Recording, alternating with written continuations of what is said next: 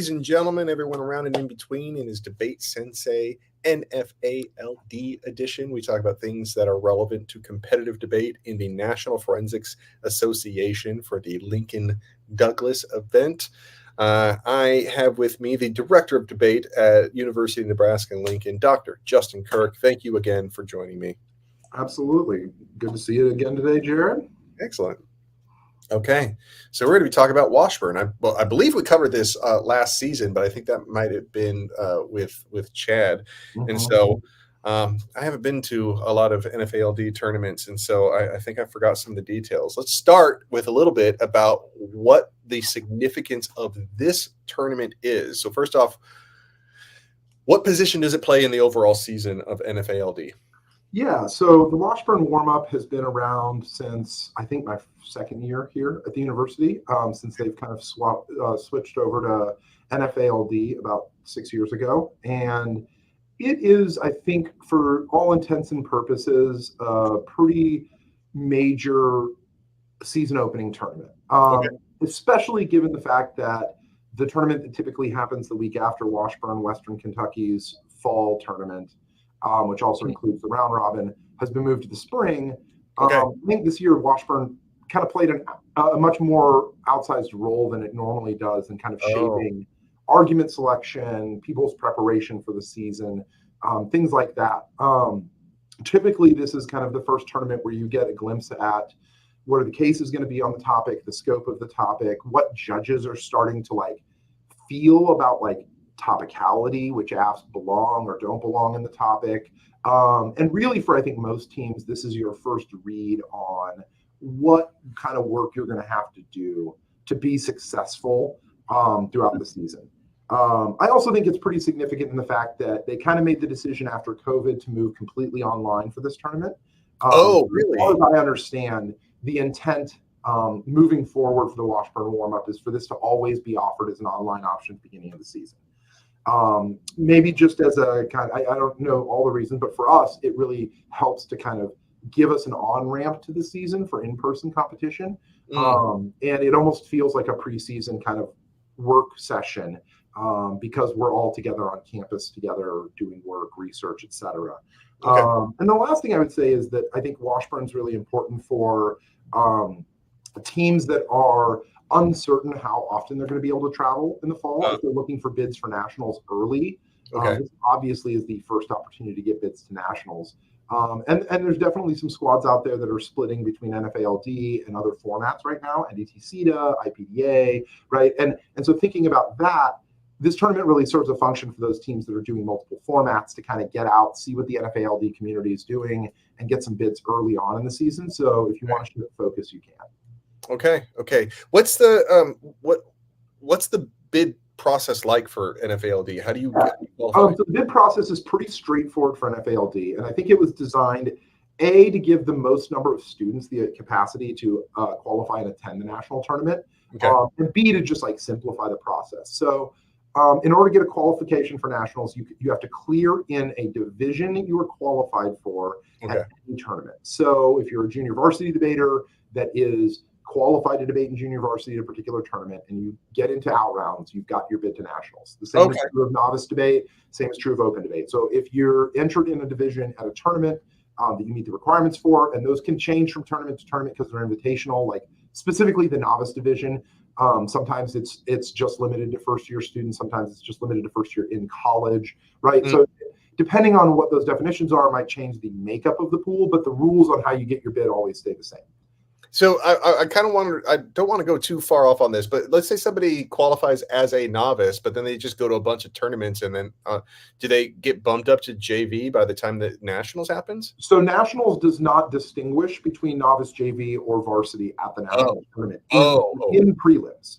So in prelims, everybody is in one big preliminary debate pool, and then there's always a novice breakout depending on the number of pure novices entered into nationals. And so they look at all the first years, people who've never debated before, that are literally in their first year of competitive debate, and typically they break the top four.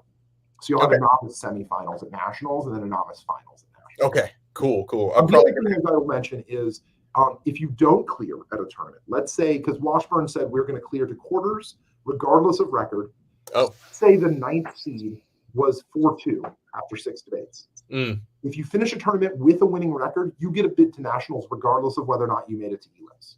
Oh, okay. That's cool. And conversely, if you don't have a winning record, but do clear to elims, right? So let's say a 3-3 snuck in as the 8th seed at this tournament.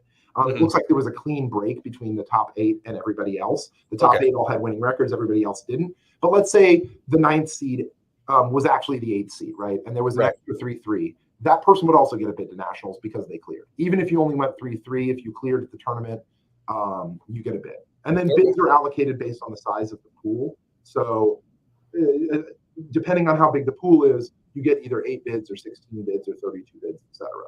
Okay. So you were talking a little bit earlier about how the Western Kentucky tournament changing when it's being offered might have affected. Did you see a difference in enrollment entries or entries? No, I don't think so. I'll make 2 notes about this tournament. The first is the open pool is a little smaller than normal. I would say that like 20 to 30 is the typical size. It was a little bit smaller, but what was extremely different was the novice and JV pools were almost as large as the open pool at this tournament. So the novice and JV divisions were almost 20 teams, if not a few more, like within the 20 team range, which is pretty large for NFA-LD historically for novice and JV divisions. And the fact that all 3 kind of have a similar number in them, I think not only shows the health of the activity, that a lot of programs are moving to service more students who have less experience, but also that like tournaments like Washburn are essential for getting students who are new to the activity engaged in it early on in the season so they stay invested in it, right? I think one of the most valuable things about this tournament is that it has a very healthy and very tough novice division, but it is also good for those students to be engaged in. Okay. Do you think that, as far as prep goes, I think that typically, like because the round robin, the Alexis Elliott round robins typically held this week, or I guess last week it would have been, a lot of your kind of qualifiers for that round robin do a lot of extra work in preparation for it that they may not have done this year, or may not have decided to attend a warm-up tournament to get ready for that round robin, right? So like I think that may have motivated people to do different kinds of work or different prep, but I don't know that it affected the enrollment at the tournament or the competition quality of the tournament. Okay. Do you think that the AI topic has anything to do with these entries, like having more novices? Maybe the novice entries a little bit. Okay. The varsity entries, very, very usual suspects. Like I think there was only 1 or 2 people in the varsity division that I had never seen nor heard of before. Everybody else are returners from last year. But I think that like an expanded novice division, we could definitely find out by asking people. You know, I think there's a good potential. We've definitely had some folks on our team that are computer science majors that are like interested in doing debate because it's AI, right? Oh, cool. So I think that definitely like lends some students who normally wouldn't be interested in debate. It's a very interesting topic and very relevant to what they're studying in undergrad, right? Yeah. Okay. Let's see here. So what were let's take a look at some of the college teams that participated in this. So let's start with, were there some new participants, some college teams that we have not seen before? Yes. So in fact, your colleague on the NDT side on this podcast, Devin, sent one of their debaters from CSU Long Beach to this tournament. Cool. So this is the first time we've seen CSU Long Beach at a tournament. I'm always happy to see new programs in the activity. I'm really excited when we see some NDT teams send some folks over to NFA-LD, because I think that both of those activities, because they're evidence-based, have a lot to teach each other about debate, right? I mean, folks in NFA-LD would be like, they have less to teach us than we have to teach them, and vice versa. But I think that like any kind of inner debate kind of exchange is great. So seeing teams like CSU Long Beach were awesome.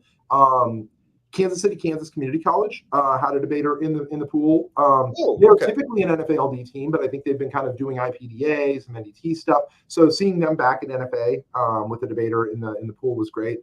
But other than that, it was mostly the usual suspects: Nebraska-Lincoln, North Texas, Simpson, Texas State, UNLV, Washburn, Western Kentucky.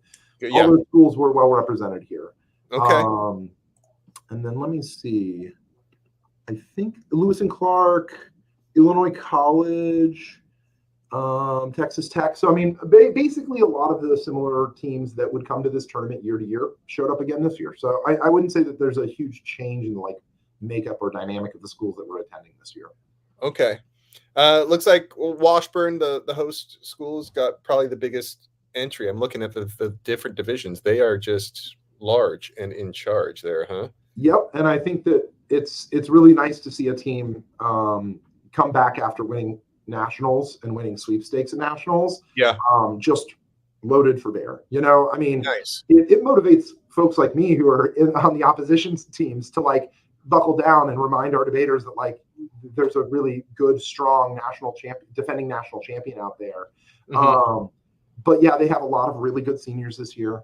Cade Blendon, who won nationals last year, is back and is debating better than ever. And I think they're just going to be a tough beat in every round you get this year. Every debate you're going to have against a Washburn debater is going to be hard to beat because they've got the national championship ethos, right? Of like we are functioning as a national championship team. Right. And I think also there's the reputation and kind of they've got a lot of older members of their squad, which means that folks like Hunter Squires or Andrew Rea or Jacob Bales or Cade Blendon have debated in front of folks like me 20, 30 times in the last 3 years. And that helps throughout the regular season when you've got judges you're familiar with, arguments that you know those judges resonate with, or a lot more knowledge of judges. So I think that they're operating from a very good position of advantage right now versus the rest of the field. Okay. I'm looking at the novice division. It looks like Illinois has a large novice squad. Now, is that something like next year we might see them at higher levels? Because I'm also looking at your squad, Nebraska-Lincoln, and there's a lot of open entries, whereas last year, if I remember right, you had a lot of novice entries. We had a lot of junior varsity entries. JV, okay. Yeah, and we had, I think, a couple of novice entries last year, but mostly JV. Illinois College, so two things about their kind of squad that I think is really, really important for the community and like for us generally is that Shauna Merrill is very, very committed to introducing new people to the activity. So that is why they bring a large novice contingent, is because she does an excellent job of getting novice debaters out of either the classroom or recruitment and getting them to tournaments.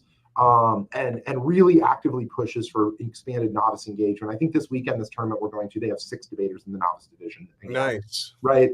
So I think that redounds to her kind of commitment to like debate being accessible for all. And if you look in the junior varsity division at this tournament, Roxanne Richardson is a former novice from that team. Okay. Competing. So her debaters definitely move up through the ranks as they get better. And get more experience. And, I think a couple of years ago, she had a debater named Ali who was pretty good at reading like Baudrillard and stuff like that.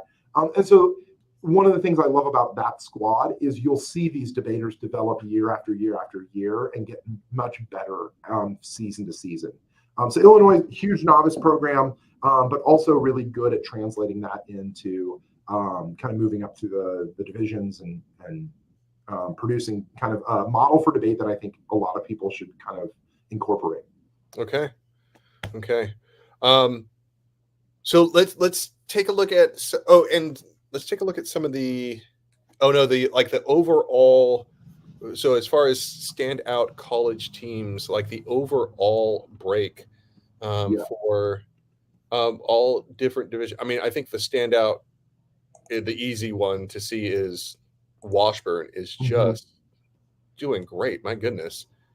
Yeah. And I would say that like having experienced this before, right? We won a couple of championships a few years ago.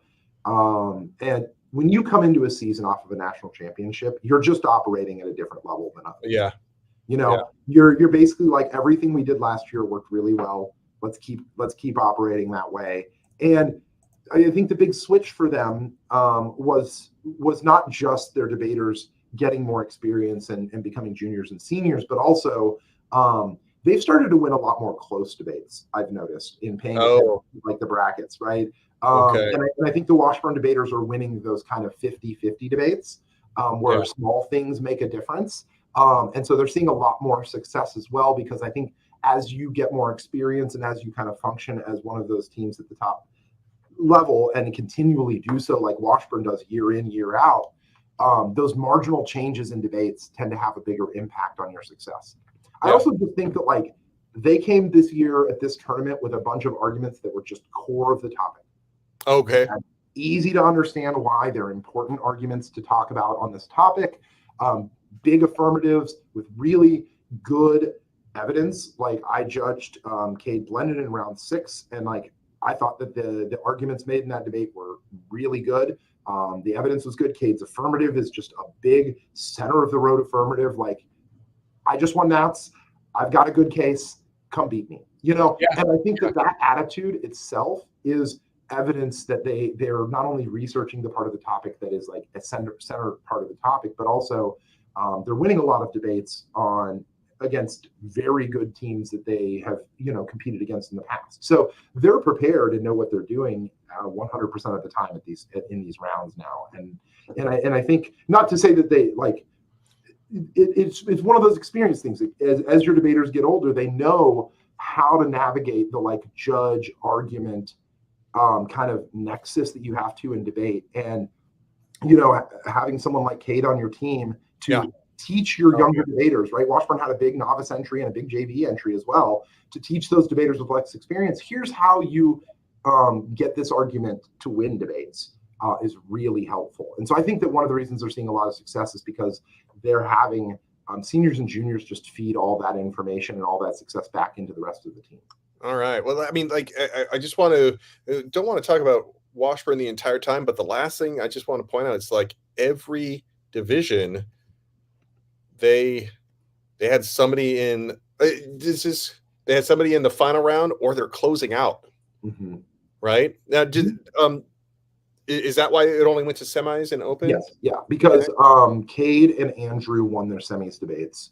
There you go. Closed out finals and open. Yep. Okay. All right. But we have someone from your squad, Nebraska-Lincoln, has someone in semis. Tell me a little bit about your debater that did so well. So Cade beat a debater on our team that's a first year named Ben Hoover. Ben is a local debater from Nebraska. His first year, but has a lot of high school experience. Ben debated 3 or 4 years in high school on the local circuit. And they actually debated in round 1. And I'm trying to see. Yeah, Ben won that debate in round 1 against Cade. And then got the rematch in semis and lost on a 2-1 to Cade. Oh man, I tell me about that. Usually I would go back and forth with some debaters when I was competing, and it seemed like when the rounds that mattered always went not my way. Well, and the thing too that we felt about this was like, man, we wish we would have had the opposite side in round 1 because we think we're stronger on the negative side of the debate. Right? Especially Ben, who's a critical argument debater, stronger on the negative side of the debate. And it's like, why did we get the neg debate in round 1 and not in semis? Yeah.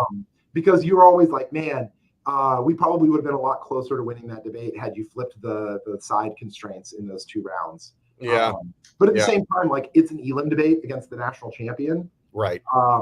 You're not going to get a whole lot of opportunities to win that debate against Cade, right? Like I think that like that's a debate that's going to be hard to win regardless of what side you're on, regardless of the panel, because Cade's very good. Right. But that is the one loss. Ben handed him his one loss. His one loss. The only 2 ballots Cade dropped all weekend were to Ben. Oh, nice.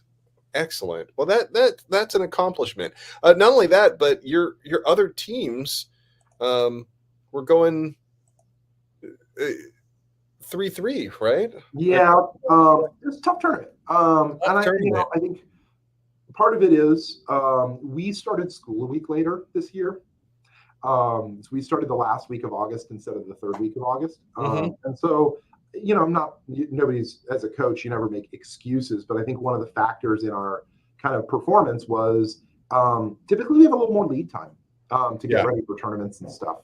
And typically like 3-4 weeks before Washburn is usually what we have. And I think this year we had 2 weeks before that tournament. Right. And I've been traveling a lot for personal reasons and for other stuff. And so like work sessions haven't been nearly as frequent as they have been in the past. But again, it's a long season, and it's the first tournament of the year. I'm not worried about Nebraska's performance. So I think, as far as like how we're going to do throughout the season, this tournament is just another way for us to kind of recalibrate. Right. For this weekend, I'm actually leaving in 3 hours for another tournament. The life of a debate coach, you know what I mean? Right. But I think that like one of the things that I really thought was great was Ben's a first year on the team. But when Ben was prepping for quarters and semis, we had 10 people in the room helping him, so Yeah. even if the numbers or the results didn't show that we were doing kind of what we wanted to do, I think the effort definitely showed that the team is kind of is ready to go for the season. Well, I mean, like, to speak of a hard tournament, we have Western Kentucky, always a difficult school to hit, and they had a couple of people that looks like they dropped their break round as well. Yeah. Yep. So there's big hitters. Yep, and I think both of those debaters this year are going to be really. Now, I will point out that Western Kentucky's, I think, top 4 debaters were competing at the NET Northwestern tournament that weekend. Okay. Well, then that makes sense. Sage Carter and Ray Fournier and Chase Shockley and one of their first years were all competing in an NDT tournament that weekend. So I think we're going to find out the strength of Western Kentucky as we go throughout the season. But the fact that Amaya and Cole went 3-3 at this tournament is a testament how deep that squad is too, right? Yeah. You started thinking about like, oh, they have 4 debaters who weren't even there.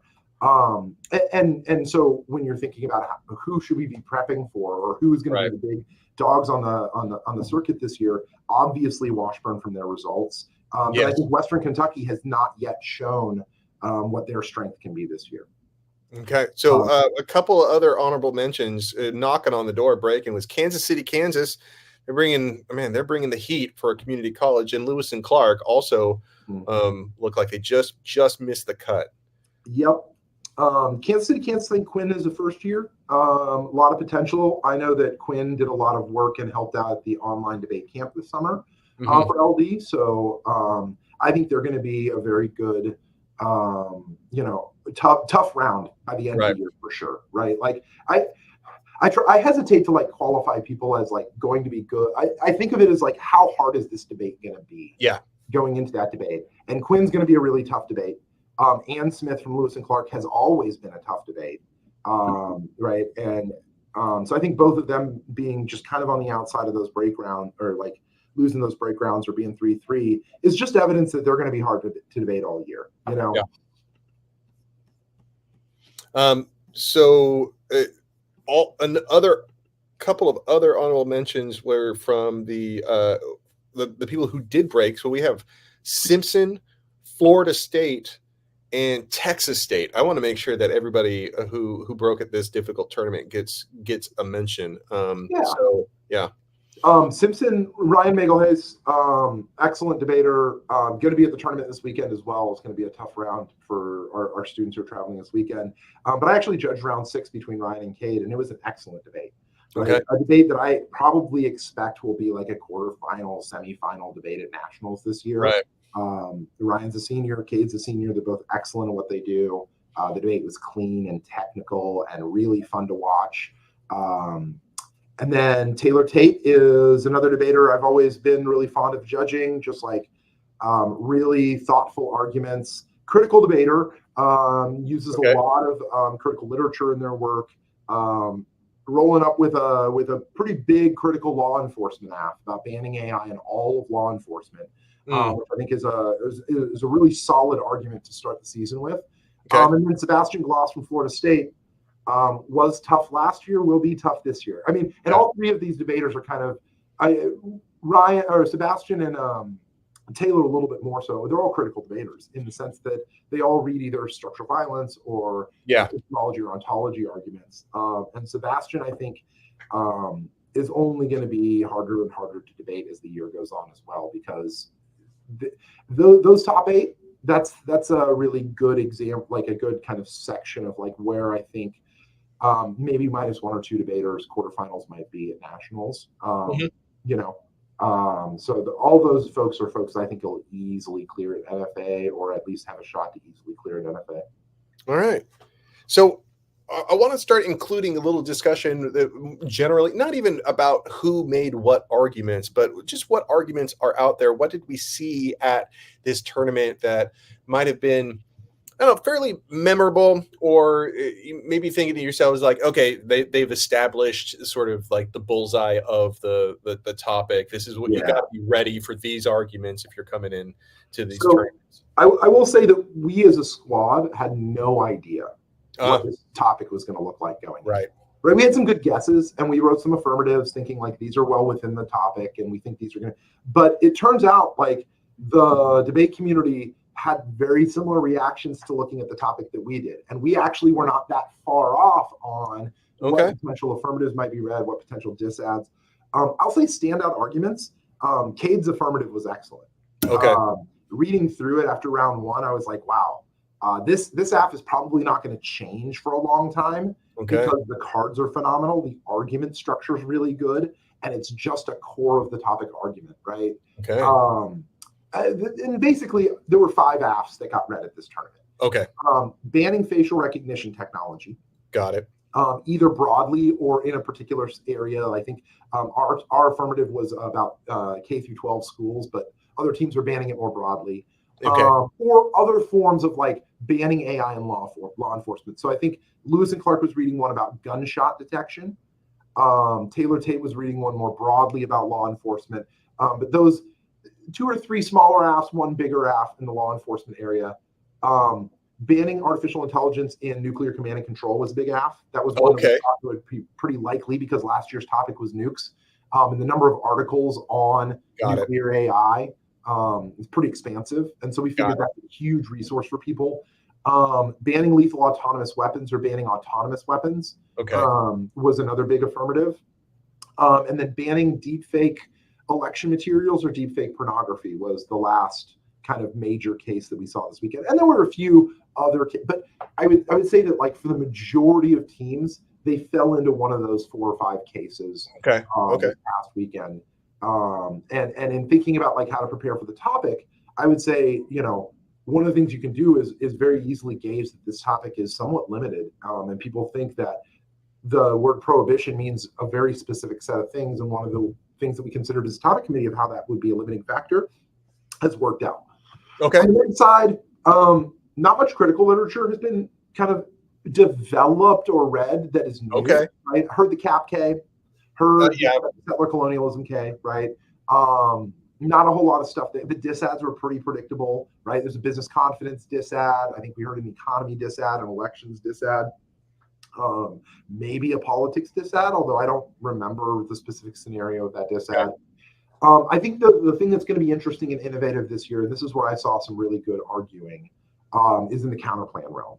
Oh, right. And again, I'm going to sing Washburn and Cade's praises again, because like they ran a counterplan that weekend that I thought was really smart and was pretty well put together and thought through, which was to have citizen juries evaluate the technology that is being prohibited and then make a determination on that prohibition based on expert citizen analysis and then a discussion or an open forum of a citizen jury basically tasked with determining if this is a socially harmful or socially beneficial technology. I mean, I can see that like for law enforcement where those citizen juries might exist, like just logistically. I'm wondering about the deep fakes, like how would those citizen juries just logistically, like would that be a congressional thing or I don't know. It would be a randomly selected pool of citizens probably assembled at some neutral site. I would guess it'd be like a hotel ballroom or something or conference room like they do for this stuff.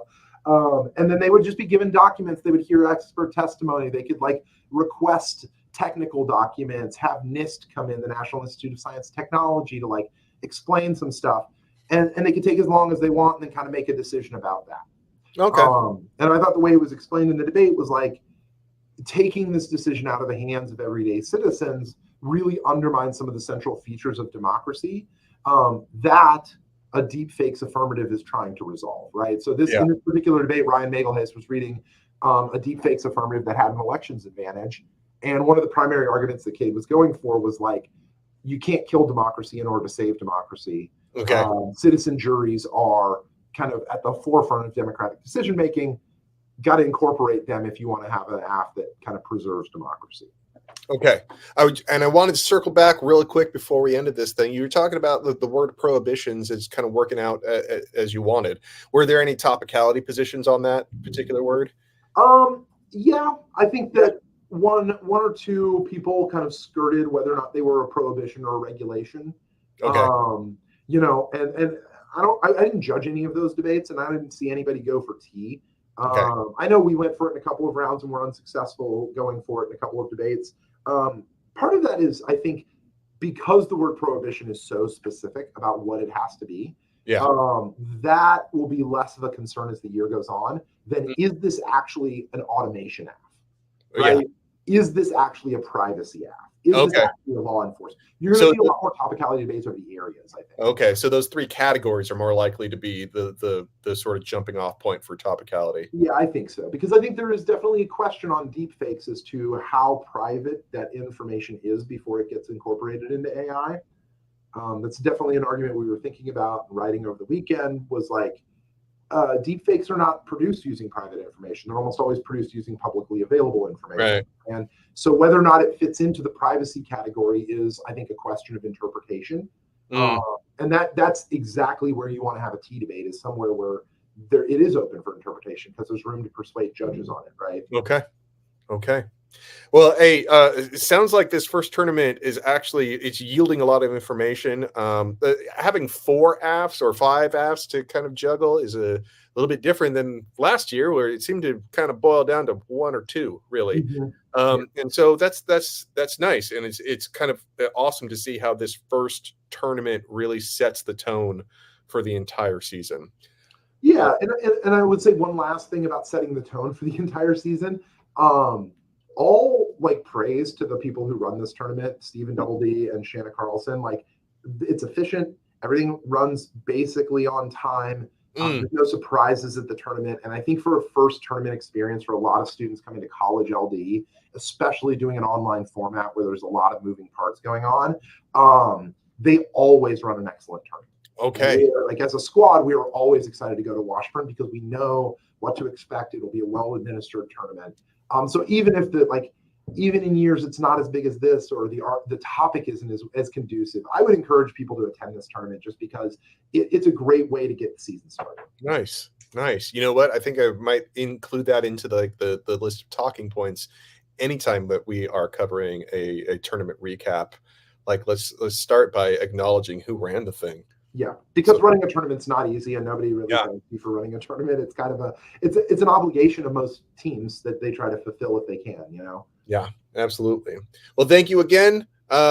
We will be back in the future. I think we're going to be talking about some of these affirmatives in the near future, and as well as recapping this tournament that you're going to this weekend. Absolutely. All right. I'll see you in the future. Have a good one, Jared. Bye.